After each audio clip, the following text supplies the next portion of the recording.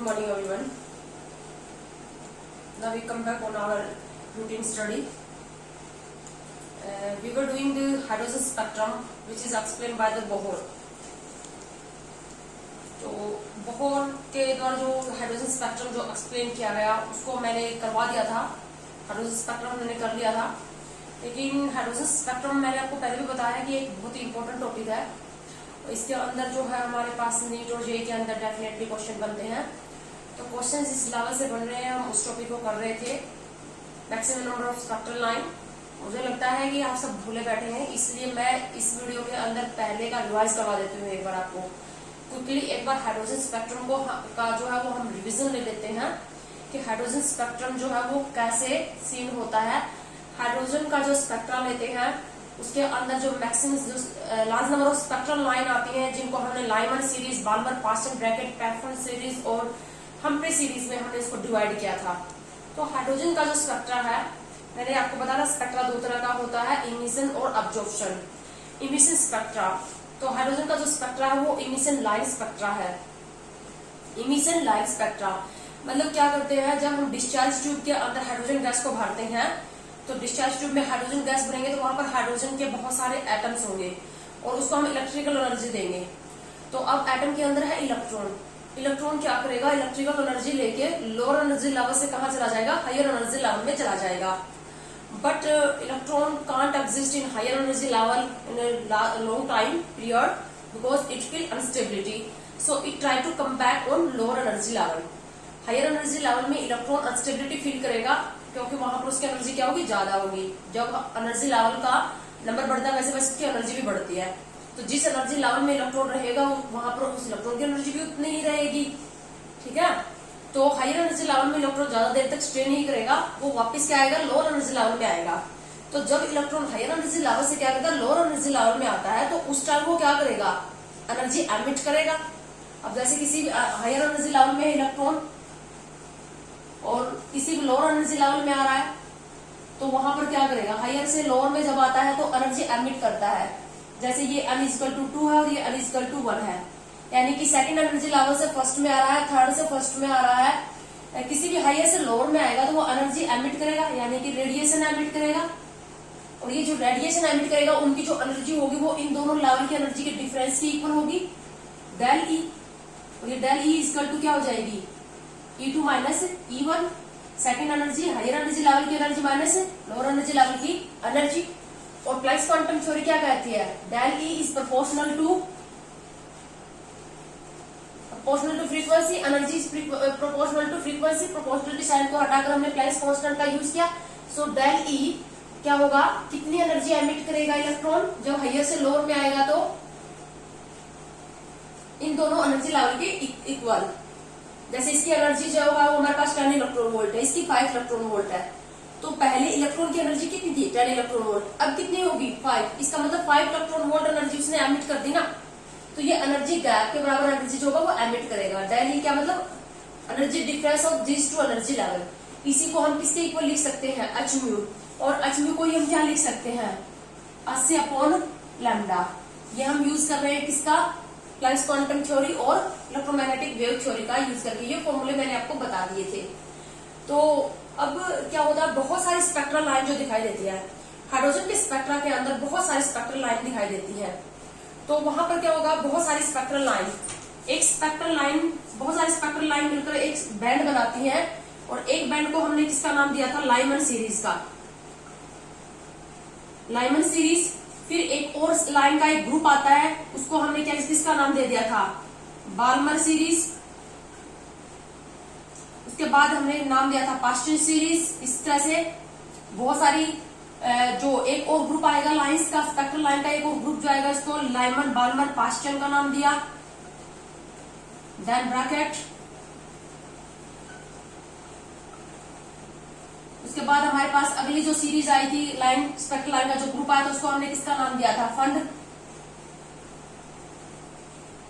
Fund series. And then last में हमने इसको नाम दिया था हम्फ्री सीरीज।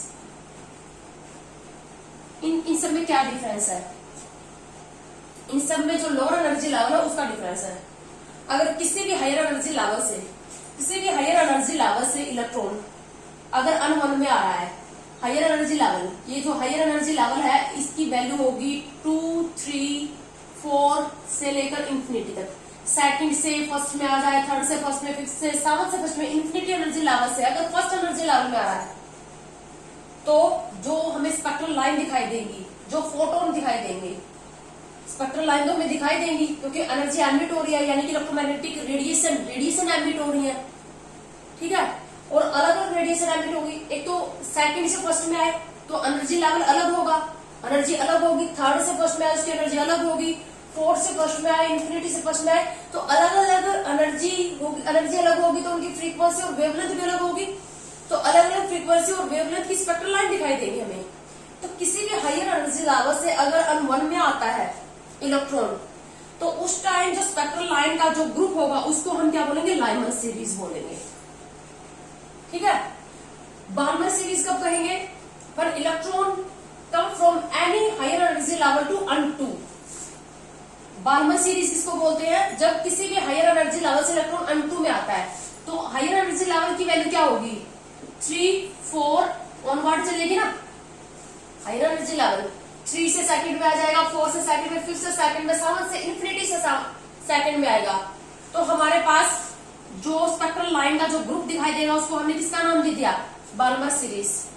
इसी तरह से पास्कल सीरीज में क्या होता है, one electron come back from any higher energy level to N3, इसमें N1 की वैल्यू क्या रहेगी 3, इसमें N1 की वैल्यू क्या रहेगी 2, इसमें N1 की वैल्यू क्या रहेगी 1। N1 क्या है, लोअर एनर्जी लेवल, N2 की वैल्यू इसमें 2 से स्टार्ट होकर इंफिनिटी तक चलेगी, इसमें N2 की वैल्यू 3 से स्टार्ट होकर इंफिनिटी तक, इसमें 4 से स्टार्ट होकर इंफिनिटी तक, ठीक है। इसी तरह से ब्रैकेट सीरीज में N1 क्या होगा, 4th एनर्जी लेवल में, किसी भी हायर एनर्जी लेवल से इलेक्ट्रॉन किसमें आएगा, 4th एनर्जी लेवल में, 5th से 4 में आए, 6 से 4 में आए तो वहां पर जो स्पेक्ट्रल लाइन का जो ग्रुप आएगा उसको हम ब्रैकेट सीरीज कहेंगे, एंड सो ऑन, ठीक है। तो इस तरह से ये बहुत सारी स्पेक्ट्रल लाइन के जो ग्रुप दिखाई देते हैं इनको हमने Lyman Barmer pascal bracket pattern में डिवाइड किया। अब एनर्जी निकालने का जो फॉर्मूला है वो मैंने बताया था, क्या होता है, तुमसे क्या पूछा जाएगा कि जैसे कि लाइमन सीरीज के अंदर मैक्सिमम वेवलेंथ, जो हमारे पास हाइड्रोजन का जो स्पेक्ट्रा है उसके अंदर जो लाइमन सीरीज है उसमें मैक्सिमम वेवलेंथ, फोटोन जो एमिट होगा उसकी मैक्सिमम वेवलेंथ कितनी होगी, मिनिमम वेवलेंथ कितनी होगी, जब इलेक्ट्रॉन सेकेंड एक्साइटेड स्टेट से N1 में आएगा तो जो वेवलेंथ, वो जो फोटोन जो एमिट होगा उसकी वेवलेंथ कितनी होगी, उसकी फ्रीक्वेंसी कितनी होगी, उसकी एनर्जी कितनी होगी, ये पूछा जा सकता है तुम लोगों से, ठीक है। इस टाइप के क्वेश्चन बनेंगे। तो जैसे एनर्जी निकालने का हमारे पास ये फॉर्मूला रहेगा, किसी भी, ये आपको हायर लेवल बता देंगे, लाइमन सीरीज है तो आपको N1 की वैल्यू नहीं बताएंगे, N1 की वैल्यू लाइमन सीरीज के लिए आपको पता होनी चाहिए, बार्मर के लिए पता होनी चाहिए, लेकिन हायर एनर्जी लेवल की आपको बताया जाएगा, या तो हायर एनर्जी लेवल की वैल्यू बोल दी जाएगी कि 3rd एनर्जी लेवल से जब इलेक्ट्रॉन ग्राउंड एनर्जी लेवल में आ रहा है, या लाइमन सीरीज हाइड्रोजन स्पेक्ट्रम के लाइमन सीरीज में इलेक्ट्रॉन 5th एनर्जी लेवल में है तो वो जब क्या करेगा, इलेक्ट्रॉन जब ग्राउंड एनर्जी लेवल में आएगा तो वो जो फोटोन एमिट करेगा उसकी वेवलेंथ निकालो।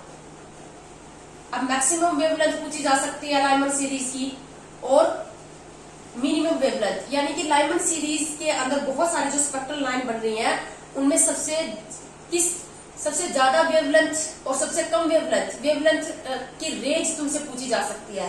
तो अगर हम लाइमन सीरीज की बात करते हैं तो लाइमन सीरीज में क्या होता है, अन की वैल्यू जो होगी वो 2 से कहां तक चलेगी, इंफिनिटी तक, और इलेक्ट्रॉन किस में आएगा, N=1 में। तो जहां पर क्या होगा, हम यहाँ पर 2 का कंपेरिजन कर लेते हैं। एक तो N=2 से किस में आ रहा है, N=1 में। यहां पर एनर्जी गैप जो होगा वो क्या होगा, मिनिमम। सबसे कम एनर्जी गैप इन्हीं 2 में होगा, N2 से N1 में आए, N3 से N1 में आएगा तो एनर्जी गैप क्या हो जाएगा, ज्यादा। तो एनर्जी गैप जहां पर मिनिमम होता है वहां पर hν फ्रीक्वेंसी भी क्या होती है, मिनिमम, और h/λ क्या होती है, मैक्सिमम। तो अगर तुमसे ये पूछ लिया जाए calculate the maximum wavelength in hydrogen spectrum in Lyman series, तो वहां पर मैक्सिमम वेवलेंथ किस फोटोन की होगी, जब फोटोन कहां से कहां आएगा, सेकंड एनर्जी लेवल से फर्स्ट में आएगा, क्योंकि यहाँ पर सेकंड से फर्स्ट का एनर्जी गैप क्या है, सबसे कम, एनर्जी गैप कम होगा तो वेवलेंथ क्या होगी, मैक्सिमम। ठीक है, इसी तरह से अगर ये अब ये निकालेंगे कैसे, इसको निकालने का मैंने आपको एक फॉर्मूला ड्राइव किया था जिसको मैं दोबारा से ड्राइव करवाऊंगी, बहुत ही इंपॉर्टेंट फॉर्मूला है वो। मैक्सिमम वेवलेंथ हम यहाँ से निकाल लेंगे, और अगर हमसे मिनिमम वेवलेंथ कहां पर होगी, जब इलेक्ट्रॉन अनइंफिनिटी से इनफाइनाइट एनर्जी लेवल से किस में आए, अनवन। यहाँ डेल ई क्या होगा, मैक्सिमम। डेल ई मैक्सिमम होगा तो h अपॉन लैम्डा, लैम्डा क्या होगा, मिनिमम। तो हाइड्रोजन स्पेक्ट्रम के लाइमन सीरीज की में मिनिमम वेवलेंथ, लाइमन सीरीज की मिनिमम वेवलेंथ क्या आएगी, जब इलेक्ट्रॉन इनफाइनाइट एनर्जी लेवल से किस में आएगा, अनवन में। तो अन1 की वैल्यू क्या लोगे, 1 लाइमन सीरीज के लिए, और अन2 की वैल्यू क्या लोगे, इन्फिनिटी। अगर यहाँ पर एनर्जी गैप मैक्सिमम होगा तो लैम्डा क्या होगा, मिनिमम। यहाँ पर जो लैम्डा आएगा वो क्या आ जाएगा, मिनिमम, और यहाँ पर अन1 की वैल्यू 1 और अन2 की वैल्यू 2। यहाँ पर एनर्जी गैप क्या रहेगा, एनर्जी गैप यहाँ पर मिनिमम है तो यहाँ पर लैम्डा क्या आ जाएगा, मैक्सिमम। अब ये निकालने का मैंने आपको फॉर्मूला बताया था, क्या फॉर्मूला, मैं वो फॉर्मूला दोबारा से बता रही हूँ। फॉर्मूला यहीं से बनेगा। बोहर मॉडल ऑफ एटम जब हमने पढ़ा था तो वहां पर फ्रीक्वेंसी निकालने का, रेडियस निकालने का, ऑर्बिट की रेडियस निकालने का, किसी भी अनंत एनर्जी लेवल की एनर्जी निकालने के हमने फॉर्मूले ड्राइव किए थे। तो यहाँ से देखो, जब इलेक्ट्रॉन किसी भी हायर एनर्जी लेवल से लोअर एनर्जी लेवल में आता है तो वो जो फोटोन एमिट करता है या जो एनर्जी एमिट करता है वो इन दोनों एनर्जी लेवल के डिफरेंस के इक्वली एमिट करता है, जिसको हम del E two minus E one. E two क्या है, हायर एनर्जी लेवल की एनर्जी, यह है लोअर एनर्जी लेवल की एनर्जी। इसी को हम प्लैंक्स क्वांटम थ्योरी के अकॉर्डिंग h और इसी को h अपॉन लैम्डा लिख सकते हैं हम। तो मैं लिख सकती हूँ h upon lambda is equal to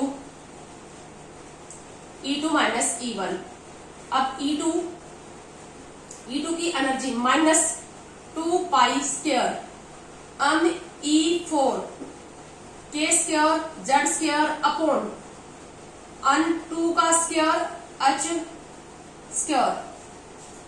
बहुत है, फॉर्मूले को याद रखो। किसी भी अनंत एनर्जी लेवल का फॉर्मूला निकालेगा हमारे पास, किसी भी अनंत energy level, first second third and so on, किसी भी अनंत एनर्जी लेवल की एनर्जी निकालने का फॉर्मूला हमारे पास आया था ये, माइनस 2 पाई स्क्वायर अम E4 k square z square upon n square h square.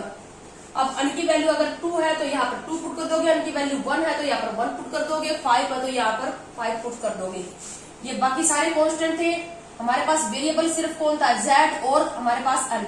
इनको हमने सोल्व किया था तो ये हमारे पास आ गया था minus 13.6 into Z square upon n square electron volt पर एटम में ये वैल्यू आ गई थी। तो मैं इसी फॉर्मूले का यूज कर रही हूँ। हायर एनर्जी लेवल की एनर्जी जैसे E2 है तो यहाँ पर अन 2 पुट कर दूं, माइनस E1 माइनस क्या आ जाएगा 2 पाई स्क्वायर अम E4 k square z square upon n 1 का स्क्वायर h स्क्वायर। ये हमारे पास फॉर्मूला आ गया था। इसको मैं इसके इक्वल लिख रही हूँ, E2 माइनस E1, E2 की एनर्जी ये और E1 की एनर्जी ये। आगे मैं लिखूंगी इसको 80 upon lambda is equal to minus, मैं यहाँ पर माइनस माइनस ये क्या हो गया प्लस 2 पाई स्क्वायर अम E4 k square upon h square को कॉमन ले लेती हूँ, z स्क्वायर भी कॉमन है यहाँ पर, z स्क्वायर कॉमन अंदर बच गया 1 अपॉन अन 1 का स्क्वायर माइनस 1 अपॉन अन 2 का स्क्वायर।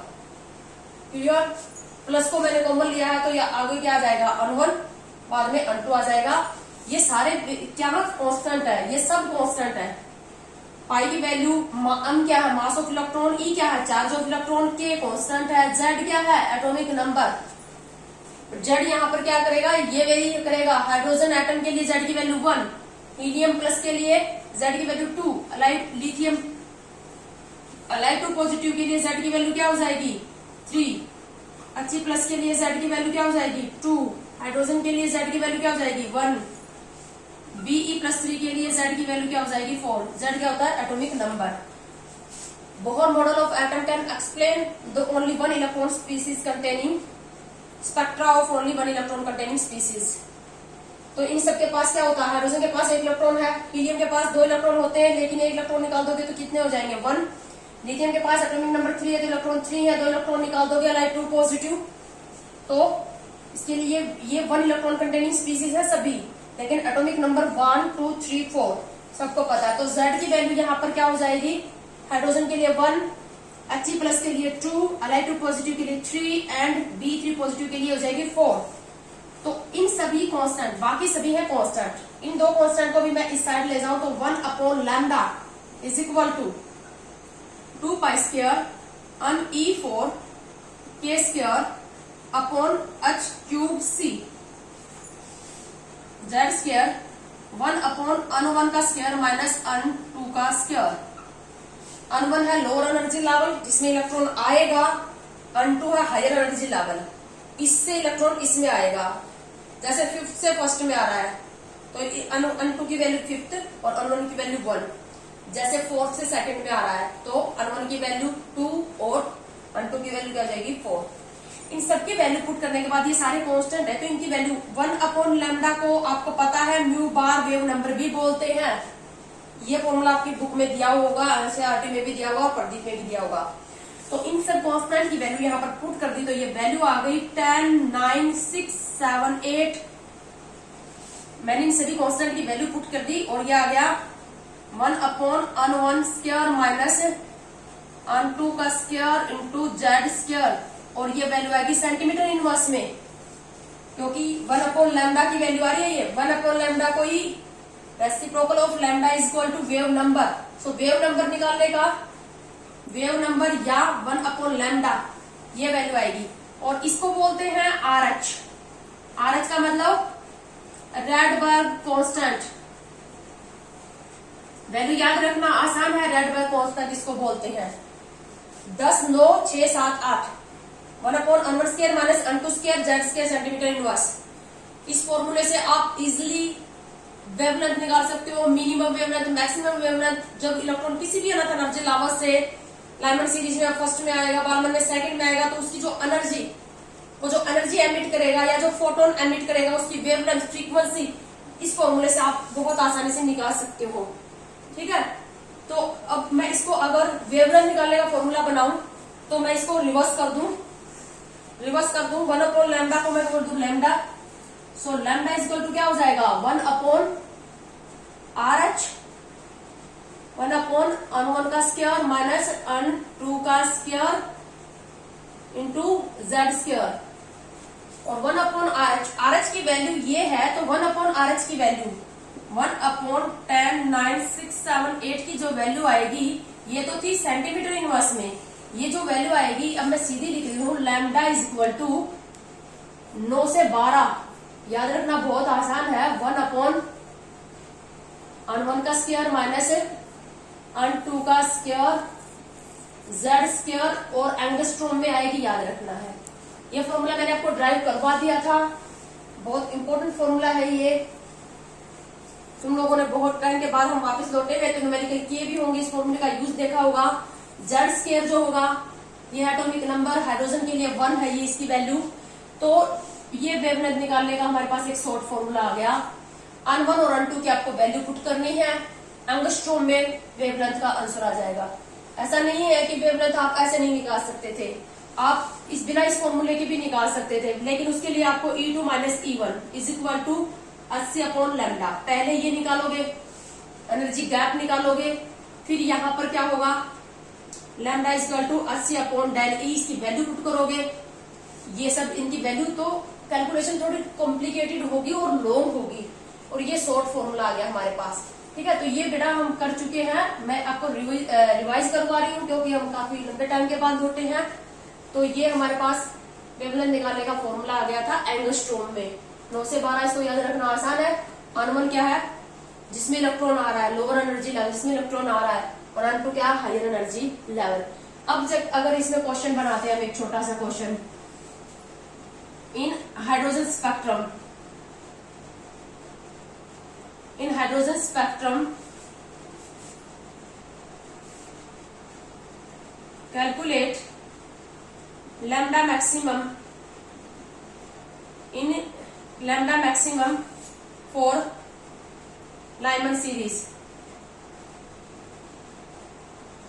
लाइमन सीरीज के लिए लैम्डा मैक्सिमम, लाइमन सीरीज का मतलब जब electron any higher energy level से किसी में आ रहा है, N1 में आ रहा है, तो वहां पर मैक्सिमम वेवलेंथ की जो स्पेक्ट्रल लाइन दिखाई देगी, मैक्सिमम वेवलेंथ लाइमन सीरीज के अंदर मैक्सिमम वेवलेंथ कितनी होगी, ये भी पूछा जा सकता है। तो लैम्डा मैक्सिमम, इसका मतलब डेल ई वहां पर क्या होना चाहिए, अभी बताया था मैंने, डेल ई मिनिमम होगा तभी तो क्या होगा, लैम्डा क्या होगा, मैक्सिमम। तो किसी भी एनर्जी लेवल से 1, 2, 3, 4 एंड सो ऑन से इंफिनिटी से किस में आएगा, लाइमन सीरीज में N1 में आएगा। तो ये डेल ई मिनिमम चाहिए ना हमें। अब डेल ई मिनिमम कहां पर आएगा, जब इलेक्ट्रॉन N2 से किस में आए, N=1 में आए। तो N1 की वैल्यू क्या पुट कर दोगे, 1, और N2 की वैल्यू क्या पुट कर दोगे, 2। तो वहां पर लैम्डा क्या आ जाएगा, मैक्सिमम। तो हमारे पास ये लैम्डा मैक्सिमम निकालने का फॉर्मूला N1=1 एंड N2=2। कितनी आ जाएगी मैक्सिमम वेवलेंथ, निकाल लेंगे इस फॉर्मूले का यूज करके। तो फॉर्मूले यहां से भी निकल सकती थी ये, यहाँ पर डेल ई निकालते तुम, E2 - E1 करके निकालते, ठीक है, E2 E1, लेकिन इसकी वैल्यू क्या थी तुम्हारे पास, -13.6 Z² अपॉन N2 का स्क्वायर -13.6 Z² अपॉन N1 का स्क्वायर। या थी इलेक्ट्रॉन वोल्ट में, उसको कन्वर्ट करना पड़ता तुम्हें जूल में, बट ये फॉर्मूला आ गया ना हमारे पास, इस फॉर्मूले का यूज करेंगे हम डायरेक्ट। तो इलेक्ट्रॉन N2 से किस में आएगा, जब N2 से किस में आएगा, N1 में। यहाँ पर डेल ई है मिनिमम, तो लैम्डा क्या आ जाएगा, मैक्सिमम। तो lambda maximum wavelength Lyman series की कितनी आ जाएगी, 912 अपॉन जेड की वैल्यू हाइड्रोजन स्पेक्ट्रम के लिए, जेड की वैल्यू 1 पुट कर दोगे, N1 की वैल्यू 1 का स्क्वायर और N2 की वैल्यू 2 का स्क्वायर। कितनी आ जाएगी, ये एंगस्ट्रॉम में आएगी, 912, ये कितना आ जाएगा, 3/4। ये वैल्यू निकाल सकते हो बहुत आसानी से एंगस्ट्रॉम में, ठीक है। लैम्डा मिनिमम, जहां पर डेल ई मैक्सिमम होगा, डेल ई मैक्सिमम कब होगा, जब इलेक्ट्रॉन इनफाइनाइट एनर्जी लेवल से किस में आए, N1 में। तो N1 की वैल्यू क्या पुट कर दोगे, 1, और N2 की वैल्यू क्या पुट कर दोगे, इनफाइनाइट, ठीक है। तो लैम्डा मिनिमम क्या आ जाएगा, 912 अपॉन 1 का स्क्वायर, लाइमन सीरीज का बात चल रही है, और ये क्या हो जाएगा, इनफाइनाइट, ये हो जाएगी 0। तो मिनिमम वेवलेंथ तो से 12 एंगस्ट्रॉम और मैक्सिमम वेवलेंथ ये कितनी आ जाएगी,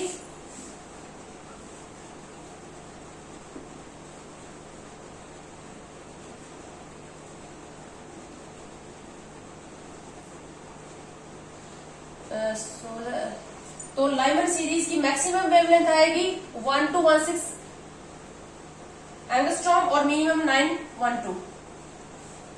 लैम्डा फॉर लाइमन सीरीज कहां से कहां लाई करेगा, greater than 912 angstrom and less than 1216।